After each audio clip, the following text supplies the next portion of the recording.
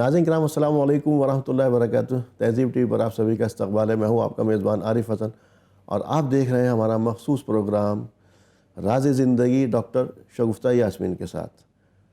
شگفتہ صاحبہ آپ کا پروگرام میں بہت بہت خیر مقدم. شکریہ.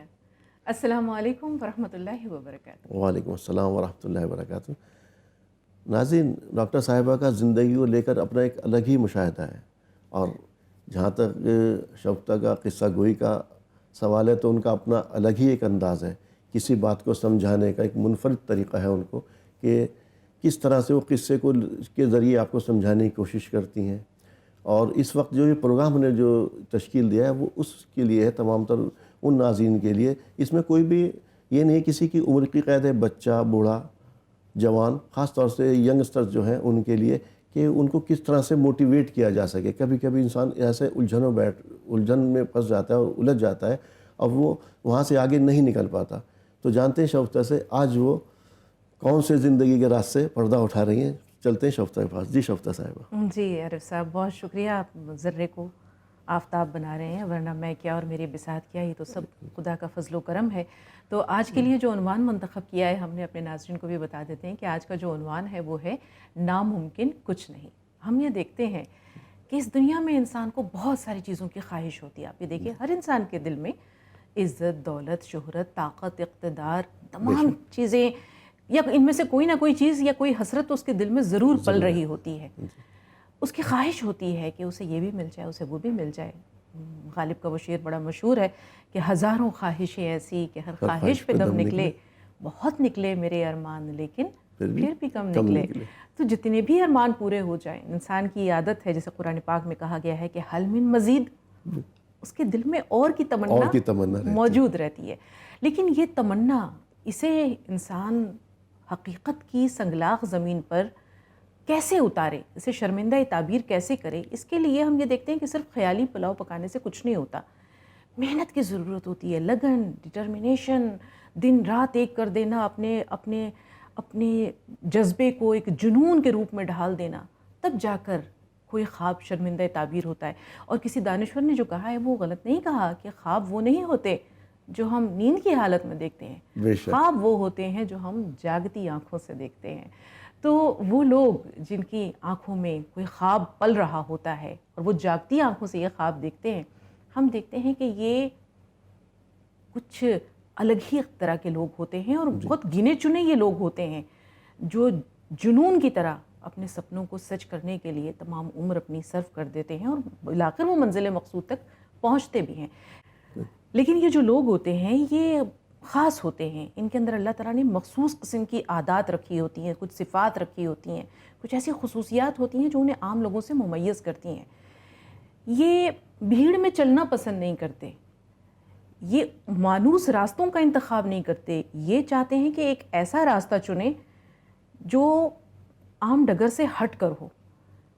بھیڑ میں چلنا، لہروں کے ساتھ چلنا پسند نہیں کرتے، لہروں کو چیر کر کے اپنا راستہ بنانا پسند کرتے ہیں. بالکل، یہ اس راستے کا انتخاب کرتے ہیں جو غیر مانوس ہوتا ہے، جہاں یا تو عام لوگوں کی نظر نہیں جاتی، یا اگر جاتی ہے تو وہ راستہ اتنا مشکل ہوتا ہے، اتنا دشوار گزار ہوتا ہے کہ چند قدم چلنے کے بعد ایک عام انسان اپنا راستہ بدل دیتا ہے کہ میری بس ہو گئی، میرے بس کا نہیں ہے اس سے آگے چلنا. لیکن وہ لوگ بڑی اولوالعزمی کے ساتھ، مستقل مزاجی کے ساتھ، ثابت قدمی کے ساتھ قدم قدم آگے بڑھاتے ہوئے بالآخر اپنی منزل تک پہنچ جاتے ہیں. تو ناممکن کچھ بھی نہیں ہے. آپ یہ دیکھیں کہ امپاسبل کے اندر ہی پاسبل چھپا ہے. امپاسبل کہہ رہا ہے کہ ہم پاسبل، ناممکن کی سے صرف نہ ہٹا دیجئے، ممکن ہی ممکن ہے. آپ نے کہا قصہ گوئی، واقعی مجھے قصوں کا بڑا شوق ہے اور ہم چاہتے ہیں کہ قصے کے ذریعے ناظرین تک اپنی بات پہنچائی جائے، کیونکہ یہ جو انداز ہوتا ہے شاید یہ دلوں میں اتر کر دل کی زمین کو نرم کر دے اور وہ بات جو میں کہنا چاہ رہی ہوں وہ ان کے دلوں تک پہنچ جائے. تو آپ بھی سنیے اور اپنے ناظرین کو بھی سناتے ہیں. آپ نے سب نے آئنسٹائن کا نام سنا ہے. جب چھوٹا تھا یہ بچہ، آئنسٹائن جب چھوٹا تھا تو یہ عام بچوں سے تھوڑا سا مختلف تھا. اس کے اساتذہ اسے کہتے تھے کہ یہ کن ذہن ہے، غبی ہے، بے وقوف ہے، اس میں سیکھنے کی صلاحیتیں باقی بچوں کی بنسبت کم ہیں. ایک دن آئنسٹائن گھر آیا اور اپنی والدہ کو ایک خط دیا اور کہا میرے پرنسپل صاحب نے کہا ہے کہ اپنی والدہ کو جا کر یہ دے دینا.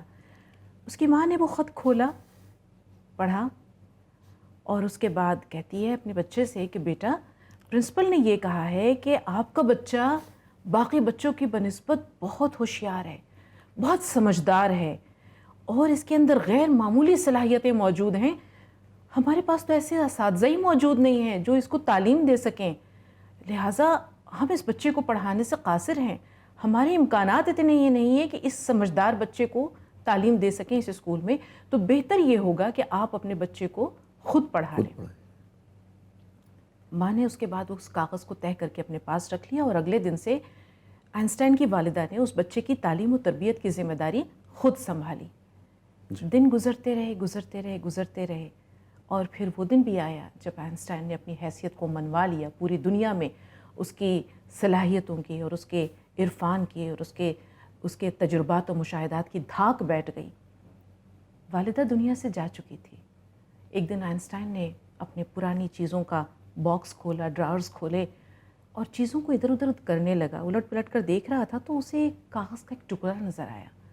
اسے کھول کر جب پڑھا تو اس کی آنکھوں سے آنسو بہہ نکلے, اس کے گالوں کو بھگونے لگے. اس کاغذ کے ٹکڑے میں جو لکھا تھا وہ یہ تھا کہ آپ کا بچہ انتہائی غبی, انتہائی کن ذہن ہے, ناکارہ ہے, یہ باقی بچوں کے ساتھ پڑھنے کے لائق نہیں ہے, ہم اسے نہیں پڑھا سکتے, تو بہتر یہ ہوگا کہ آپ اپنے بچے کو خود پڑھا لیں. اب آپ یہ دیکھیے کہ ماں نے اس میسج کو کس انداز میں بچے تک کنوے کیا, کس طرح اس بچے کی تعلیم و تربیت کی ذمہ داری خود سنبھالی. اگر وہ بچے کو حقیقت بتا دیتی تو شاید بچہ وہیں پر حوصلہ ہار بیٹھتا, لیکن اس ماں نے نہ بچے کا حوصلہ پست ہونے دیا اور نہ اپنے ارادوں میں, اپنے عزم میں کوئی دراڑ آنے دی. کہتے ہیں نا کہ مان لو تو ہار اور ٹھان لو تو جیت. جی, اسی پہ ایک تو یہ بھی اس سے بات نہیں لگی, حوصلہ افزائی کرنا بچوں کو, یا بچوں کو جو ہم کہہ دیتے ہیں کبھی ہم یہ کمپیئر کرنے لگتے ہیں بچوں کے اندر کہ یہ بچہ کم ذہن ہے, یہ بہت اچھا پڑھتا ہے, اس طرح سے بچوں میں تو کمپیریزن کرنا یہ, اور ایک بچے کی اس چیز کو انووک کرنا کسی بھی کے اندر, کیونکہ انسان سب برابر ہیں اللہ تعالیٰ نے, اس کو انووک کرنا کتنا ضروری ہے بچے. آپ یہ دیکھیے, سب سے پہلے آپ نے کمپیریزن کی بات کی. کبھی کمپیئر نہیں کرنا چاہیے. کمپیریزن کرنا یہ بہت خراب ایک ٹول ہے جو آپ دیکھیں کہ اگر دو بھائیوں کے درمیان ہو تو ایک دوسرے کا وہ نفرت کرنے لگتے ہیں, وہ ایک دوسرے کے حریف بن جاتے ہیں, رقابت در آتی ہے. دو بہنوں میں ہو, دو بھائیوں میں ہو, کلاس کے بچوں کے درمیان ہو, اگر ایک دوسرے کی آپ حوصلہ افزائی کرنے کے خیال سے ہی کہہ رہے ہیں کہ آج تو اس نے بڑا اچھا جواب دیا, دیکھتے ہیں کہ کل کون جواب دیتا ہے, تو یہ ایک طرح سے حوصلہ افزائی ہے. اب اس پر بھی آپ یہ دیکھ لیجئے کہ یہ سب کچھ کہتے ہیں استاد جو ہے یہ بادشاہ نہیں ہوتا لیکن بادشاہ گر ضرور ہوتا ہے. جی, تو استاد کے ہاتھ میں سب کچھ ہے. جس طرح کمہار کے چاک پر مٹی کا ایک لوندا ہوتا ہے, جی, ہے تو وہ مٹی, اب وہ اس سے کوئی کارآمد چیز بنا دے, چاہے وہ اس سے چاہے تو وہ چلم بنا دے, چاہے تو وہ اس سے سراہی بنا دے, اس کے ہاتھوں میں وہ چلم بنے گی تو خود بھی جلے گی, دوسروں کو بھی جلائے گی. اگر وہ سراہی بنتی ہے تو خود بھی ٹھنڈی رہے گی اور دوسروں کو بھی ٹھنڈا رکھے گی. تو یہ جو کمہار کے ہاتھ ہیں, یہ جو چاک ہے یہ وقت ہے اور حالات ہیں, اور کمہار کے جو ہاتھ ہیں یہ ایک استاد ہے, مربی ہے. اب وہ والدہ کے روپ میں ہو, کیونکہ والدہ جو ہے یہ بچے کی اولین درسگاہ ہے, ماں کی گود, اس سے بڑا انسٹیٹیوشن نہیں ہو سکتا ہے. آپ یہ دیکھیے کہ جتنے بھی ہمارے صحابہ اکرام کی مثالیں دیکھیے, بزرگان دین کی مثالیں دیکھیے, حضرت نظام الدین اولیاء کی مثال دیکھیے, ان کی والدہ زلیخا بی بی, حضرت معین الدین چشتی اجمیری رحمۃ اللہ علیہ کی والدہ ماہ نور بیگم رحمۃ اللہ علیہ, یہ وہ تمام لوگ ہیں جنہوں نے اپنے بچوں کی جو اولین تربیت تھی وہ خود کی ہے. حضرت بختیار کاکی رحمۃ اللہ, ان کی مثال ہے, ان کی ماں نے کس طرح تربیت کی. جی بالکل, ان کی آپ نے جب نام ان کا ذکر کیا ہے تو پھر ان کا قصہ بھی سنیے کہ ان کی والدہ جب وہ ان کی اپنی والدہ کے شکم میں تھے تو وہ قرآن پاک کی تلاوت کیا کرتی تھی. پھر جب وہ پیدا ہوئے انہوں نے ان کو جو ہے وہ قرآن پاک خود حفظ کرانا شروع کیا. تو کہتے ہیں کہ جب وہ استاد کے پاس گئے تو انہوں نے تربیت شروع کی اور کہا کہ پڑھیے قرآن پاک کے سپارے، یکے بعد ایک گرے، الف لام میم پڑھیے، بچے نے پڑھ کر سنانا شروع کر دیا، سیقول پڑھو بیٹا، وہ بھی پڑھ لیا، تلک الرسل وہ بھی پڑھ لیا، لن تنالوا وہ بھی پڑھ لیا، والمحصنات واعلموا جتنے ہیں وہ سب پڑھے جا رہے ہیں۔ جب 13 سپارے بچے نے سنا دیے تو کہتا ہے کہ بیٹا پھر تمہیں میری کیا ضرورت ہے؟ کہا کہ نہیں استاد صاحب، میری ماں کو بس اتنے ہی آتے تھے، انہوں نے مجھے بس 13 سپارے ہی پڑھائے ہیں، آگے کی تربیت آپ کریں گے اور اسی لیے آپ کے پاس بھیجا ہے۔ تو والدہ ہو چاہے استاد ہو، یہ مربی ہے، یہ اس بچے کو کی پوری زندگی پر وہ اثرات مرتب کرتا ہے جس کے نقوش کبھی بھلائے نہیں جا سکتے۔ استاد اچھا ہے تو وہ بچہ کیا سے کیا بن جاتا ہے، اور اگر استاد تربیت پر توجہ نہیں دیتا، جیسے کہ ہم آج دیکھتے ہیں کہ یہ پروفیشن ایک کاروبار ہوتا جا رہا ہے، پہلے کی جیسا نہیں رہا، تو ضرورت ہے اصلاح کی۔ اب آپ نے کہا کہ اول تو جو ہے کمپیریزن، اور دوسرا بچے کو انووک کرنا، اس کے اندر پوشیدہ صلاحیتوں کو اجاگر کرنا۔ پوشیدہ صلاحیتوں کو اجاگر کرنے کے لیے ایک استاد ہے،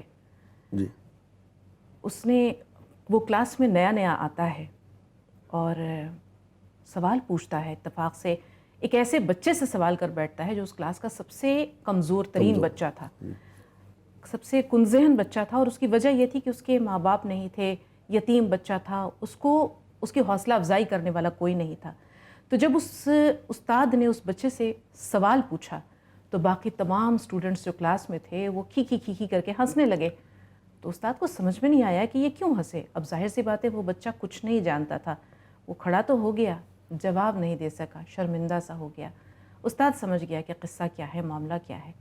تو کلاس جب ختم ہوئی، باقی بچے تو رخصت ہو گئے، استاد نے اس بچے کو روک لیا اور کہا کہ دیکھو بیٹا، یہ سوال میں تمہیں لکھ کے دے رہا ہوں اور اس کا جواب بھی دے رہا ہوں، کل میں پھر تم سے یہ سوال پوچھوں گا، تم جواب اچھی طرح یاد کر کے آنا۔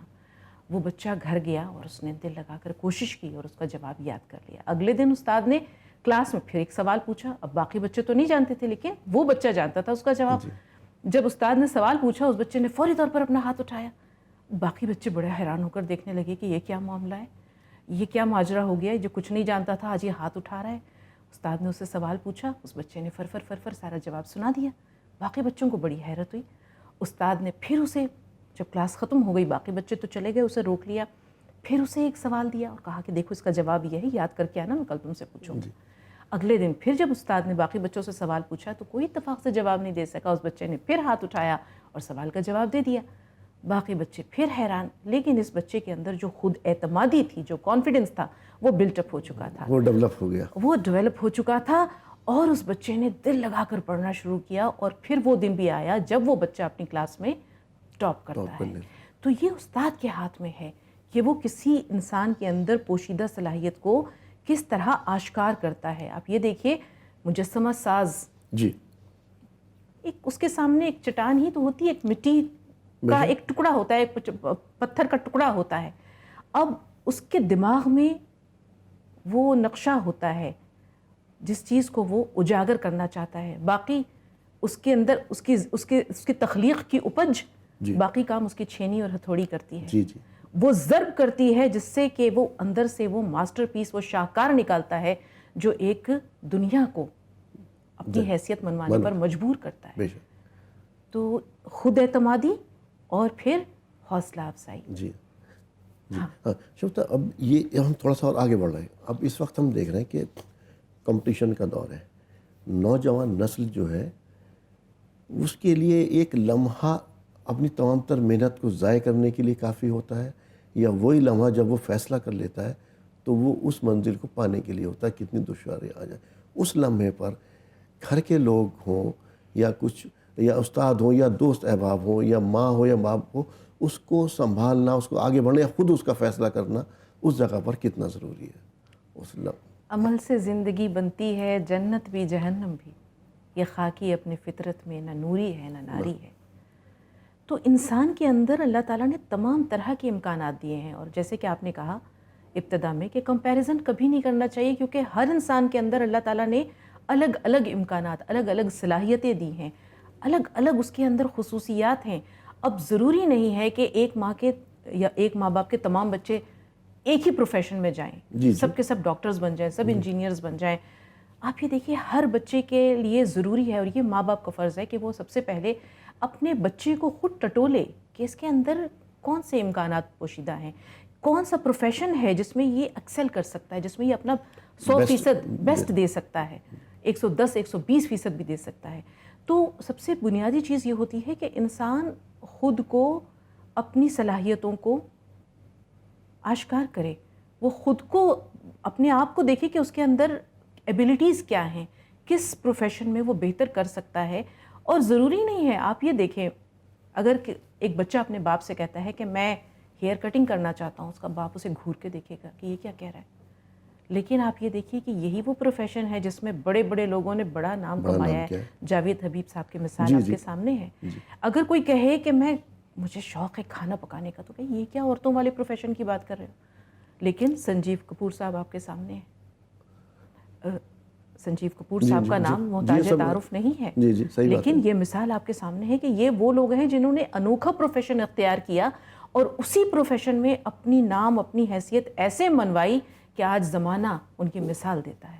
انہی کے قدم پر چل رہا ہے، اس کو پروفیشن کو اپنا لیا لوگوں نے، اسی کے اندر اپنا جیسے کہ پروفیشن، اپنی جاب وغیرہ اسی کے اندر تلاش کر اپنا فیوچر دیکھ رہے ہیں اسی کے اندر۔ بہت سارے لوگ اس طرح تو اس بچے کے اندر کی پوشیدہ صلاحیت کو اجاگر کرنا، آشکار کرنا، یہ ماں باپ کا فرض ہے۔ اب آپ یہ دیکھیں کہ اگر آپ باز کے بچے کو مرغی کے چوزوں کے ساتھ چھوڑ دیں گے، وہ جو بچہ یہ نہیں جان رہا باز کا بچہ کہ میں باز کا بچہ ہوں، ہے تو وہ بھی چوزا۔ اگر اس کا بھی ایک چھوٹا سا قصہ سن لیجئے کہ ایک شخص کی گاڑی خراب ہو گئی، وہ گاؤں جا رہا تھا، گاڑی خراب ہو گئی، اس نے اپنی گاڑی مکینک کے پاس چھوڑی اور خود وہیں پر کھڑا ہو گیا۔ اس نے دیکھا کہ ایک آدمی ہے جو وہیں چارپائی پر بیٹھے ہوئے ہیں اور ان کے آس پاس جو ہے وہ ایک مرغی اپنے چوزوں کے ساتھ ہے، سب دانہ چگ رہے ہیں، اور ساتھ میں ایک باز کا بچہ ہے، وہ بھی اسی طرح چوزوں کی طرح، مرغی کے چوزوں کی طرح دانہ چگ رہا ہے۔ اس آدمی کو بڑی حیرت ہوئی، کہنے لگا کہ یہ کیا معاملہ ہے، یہ باز کا بچہ ہے اور یہ مرغی کے چوزوں کی طرح دانہ چگ رہا ہے۔ تو کہنے لگے کہ اصل میں ہوا یہ تھا کہ میں کہیں جا رہا تھا پہاڑیوں میں، تو مجھے یہ بچہ ایک دن کا ہوگا، بمشکل نوزائیدہ یہ بچہ تھا، یہ مجھے وہاں ملا اور اس کو یہ نہیں پتا کہ یہ باز کا بچہ ہے، میں اسے اٹھا کر لایا، اس کی مرہم پٹی کی اور اسے مرغی کے چوزوں کے ساتھ چھوڑ دیا۔ اب یہ اپنے آپ کو مرغی کا چوزا ہی سمجھتا ہے۔ تو وہ کہنے لگے کہ میں اس پر کچھ تجربہ کرنا چاہتا ہوں، آپ یا تو مجھ سے اس کی قیمت لے لیں، قیمت کے عوض مجھے دے دیں، یا آپ یہ تحفتاً مجھے دے دیجئے۔ تو اس آدمی نے کہا کہ ٹھیک ہے، میں آپ کو یہ تحفتاً دے دیتا ہوں، آپ لے جائیے اسے۔ اب وہ آدمی اس باز کے بچے کو لے کر آیا اور اس نے اس کی پرورش بھی شروع کی اور اس کی تربیت بھی شروع کی۔ اس نے اسے میز پہ رکھا اور یوں کر کے دھکا دے دیا، وہ پھڑپڑا کر نیچے گر گیا، کیونکہ وہ نہیں جانتا تھا کہ اس کے اندر اڑنے کی بھی صلاحیت موجود ہے۔ پھر اس نے کیا کیا کہ وہ اس کو تھوڑی سی اور اونچی میز پر لے گیا، پھر اسے دھکا دے دیا۔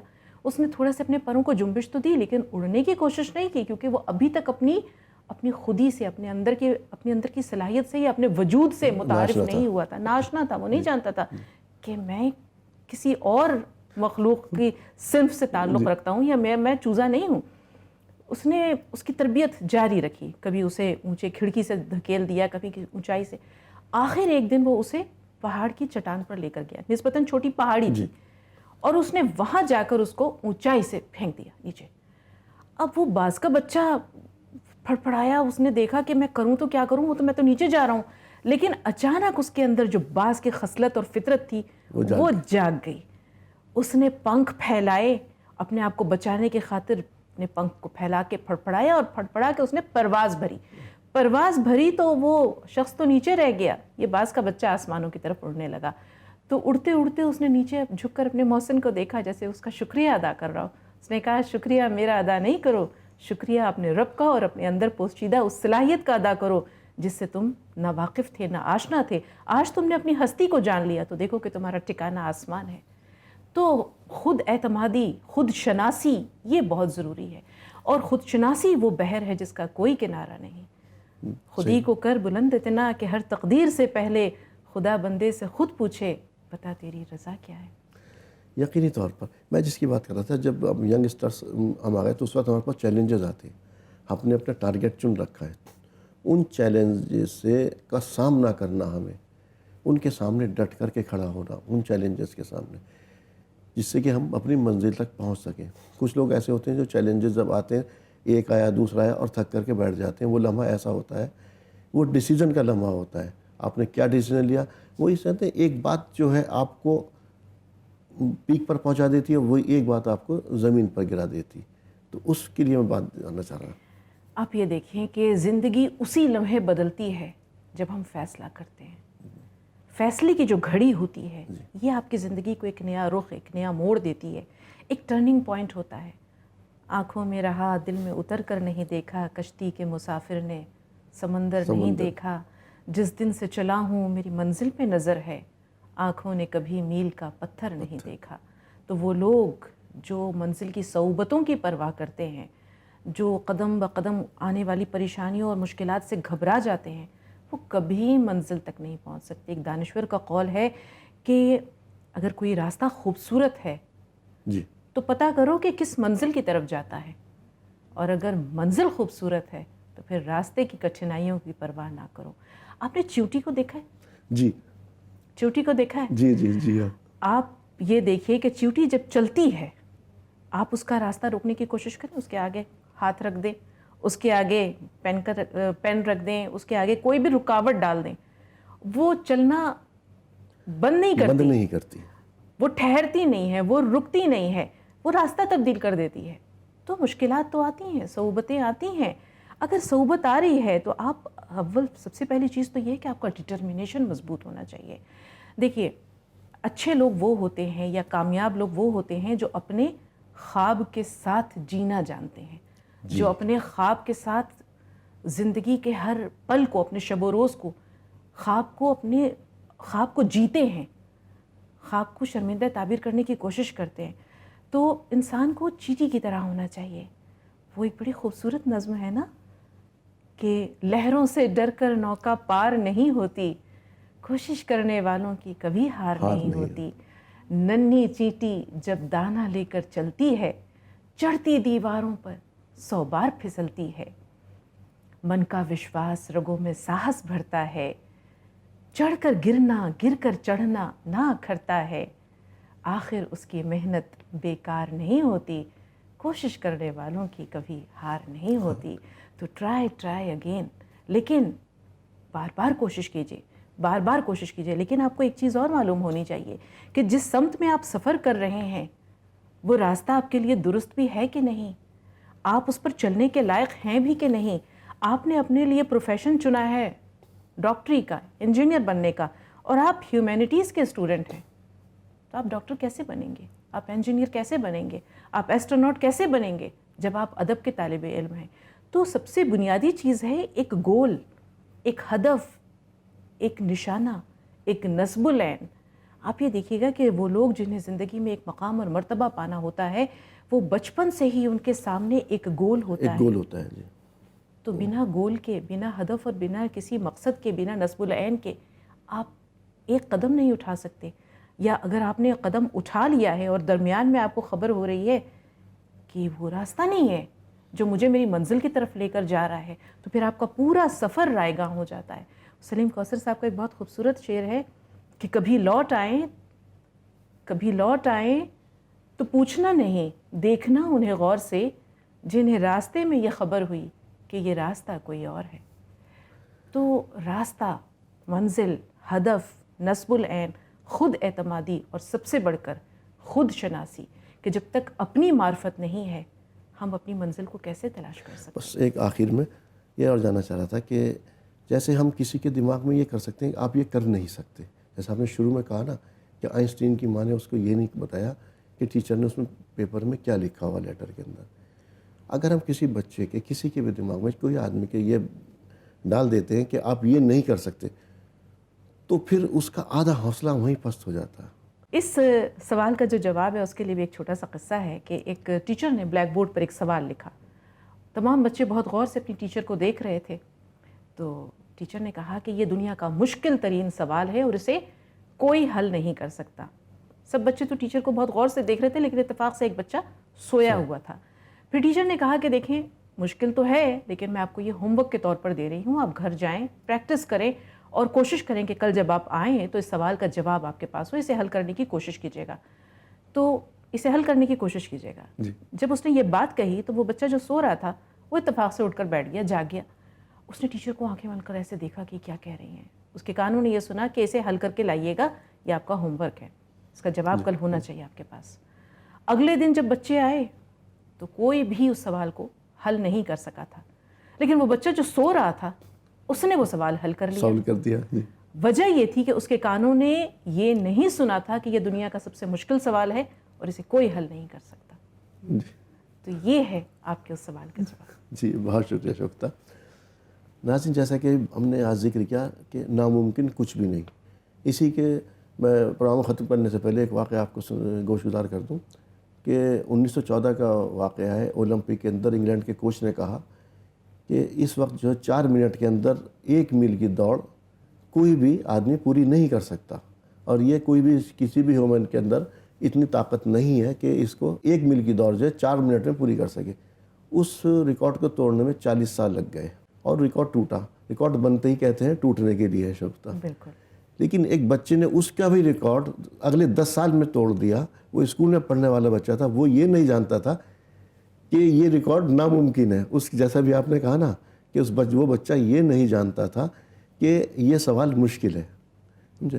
تو اس بچے نے، وہ اسکول کے اندر بچے نے اس کو 10 سال کے بعد ہی جب اس نے ریکارڈ توڑ دیا، بولے مجھے معلوم ہی نہیں تھا کہ ایسا بھی ریکارڈ ہے۔ آدھی جنگ ہم اسی وقت ہار جاتے ہیں جب ہم یہ مان لیتے ہیں کہ یہ کام ناممکن ہے۔ تو وہی بات ہے کہ مان لیا تو ہار، اور ٹھان لیا تو جیت۔ تو جیت۔ بہت شکریہ شوکتا، پروگرام میں آپ کی تشریف آفری کے لیے اور پروگرام میں شرکت کے بہت شاندار طریقے سے آپ نے سمجھایا کہ کوئی بھی چیز ناممکن نہیں ہے۔ تو ناظرین، جب بھی کوئی سامنے آپ کے چیلنج آئے اس کے سامنے ڈٹ جائیے، وہی آپ کی ایک جنگ ہے، اور یہ جنگ آپ کی خود سے ہے۔ اور جتنے بھی آپ کے سامنے چیلنج آئیں گے، اگر آپ جتنا ڈٹے رہیں گے اس کے سامنے، آپ کی جو ہے منزل، وہ ظاہر سی بات ہے آپ کو منزل مل جائے گی اور بہت خوبصورت آپ کی منزل ہوگی۔ تو یہی ہمارے سے آج پروگرام کا لب و لباب یا جو سار تھا وہ پورا یہی تھا کہ ناممکن کچھ بھی نہیں، ہر چیز ممکن ہے۔ شوکتا، ایک مرتبہ پھر آپ کا پروگرام میں بہت شکریہ۔ شکریہ، آپ کا بھی شکریہ۔ تو ناظرین، اسی کے ساتھ اپنے میزبان کو دیجیے اجازت۔ السلام علیکم ورحمۃ اللہ وبرکاتہ۔